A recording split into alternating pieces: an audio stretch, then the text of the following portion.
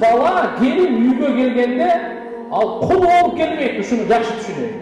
Ага баардыгы өкүм буйрук бере турган, күйөөсү деле буйрук берип атат, кайнатасы деле, кайненеси, кайненеси, кайнангасы, кайынсиңдиси баардыгы эле буйрук берип, бул ал болмой келген.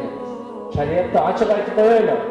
Ата-энеге кызмат кылуу келиндин мойнунда важип эмес, баланын мойнунда важип. Бала кызмат кылыш керек ата-энеге. Бирок буйрук бергенге аялына кызмат кыл деп укугу жок. Келиндин мойнунда эч кандай милдет жок ага. Албетте шарапаттуу, бактылуу келиндер бардыгы кайнатасы, кайненесине кызмат кылып, дуаларын алып көбөйүп келген.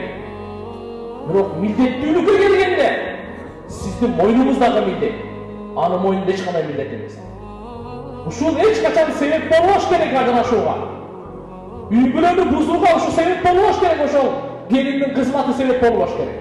Эгерде өзүнүн акыл эси менен чай коюп, тамак жасап, кир жууп, бардыгын кылып атабы, тууган муну кадырлаш керек. Зулумдук кылбаш керек. Шүгүр кылыш керек. Албетте кыздарыбызда да тарбиялай турган нерселер бар. Кемчиликтери бар.